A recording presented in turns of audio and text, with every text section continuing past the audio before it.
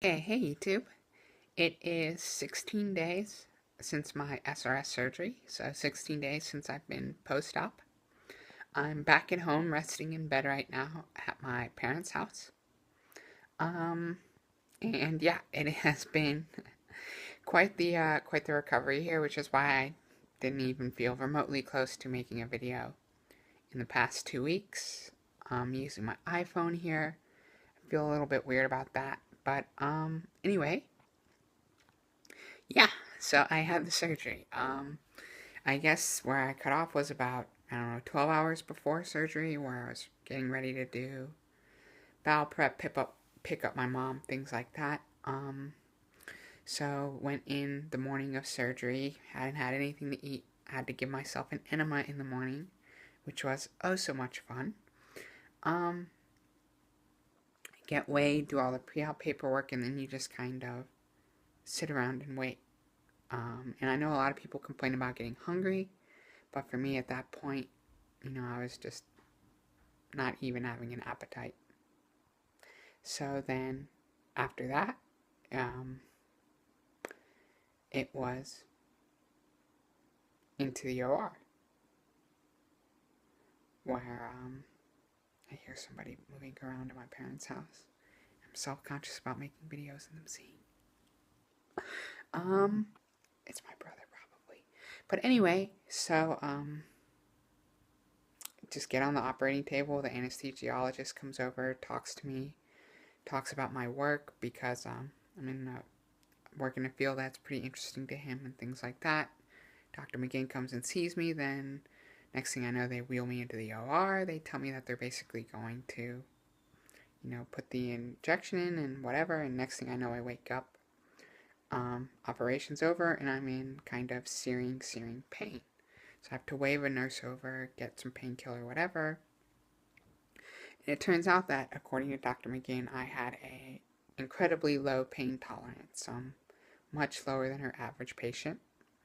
I actually had an arrhythmia on the operating table, so for 8 beats, my heart just kind of went berserk or whatever.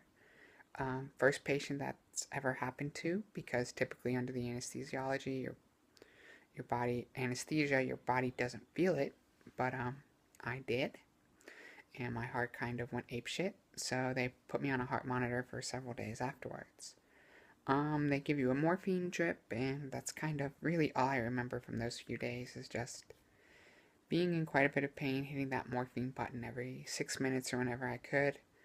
Um, and then eventually they stopped draining my bags for me and had me start kind of going and emptying my catheter myself to try to retrain my bladder. Start taking me around for short walks, whatever. Get discharged from the hospital, which was quite an experience. So I think probably, I spent about 10 days in the Philadelphia area, for in the hospital Wednesday through Saturday when I got discharged, and then Saturday through Saturday up at Dr. McGann's guest house. And I think the worst days were probably that first Saturday, because they've taken you off of morphine now for 2 days. You only have Vicodin. All that travel really just pretty taxing. You don't want to bump the catheter because it was still in and things like that. And managed to get up to New Hope. So first appointment on that following Monday. They take out the catheter, the packing, whatever, look at the results. Dr. McGinn is incredibly pleased with them, as she was kind of right afterwards. Very proud of her work. So I guess that's the trade-off, is that she told me I had some of the best results she's ever seen, but at the same time I also probably went through more pain than most of those patients too. So it's quite a bit of a trade-off. I guess it's worth it in the end because the pain is temporary, as all of my friends were telling me. And then I think by kind of Thursday, I didn't need the Vicodin quite as much. Took some all day on Saturday, though, when we were traveling back home to North Carolina, though. So we had to go return the rental car, wait in the airport, go through security, take a flight, things like that. All of which was somewhat unpleasant. The Vicodin made it much more bearable. and then return back home. Um, it's about an hour from the Raleigh-Durham airport to where my parents live too. But then, Sunday was just kind of recovering from all that travel.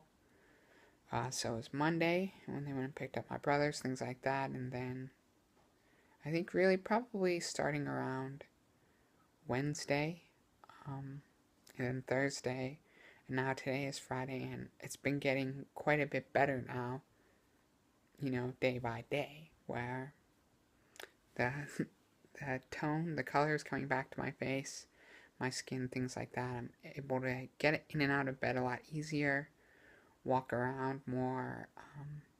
Haven't even needed Vicodin in the past few days. Took it once to help me sleep because I dilated too late, whatever. But dilations become much less painful. Kind of everything's a little bit better. I'm just looking forward to kind of being able to move around like normal eventually. So I'll stay here for about another week and probably fly back to Dallas next weekend and be on my own. And I think at that point I'll be pretty good and have some friends in the area who will be able to help look out for me. And then I'll start telecommuting for my first 2 weeks back on the job.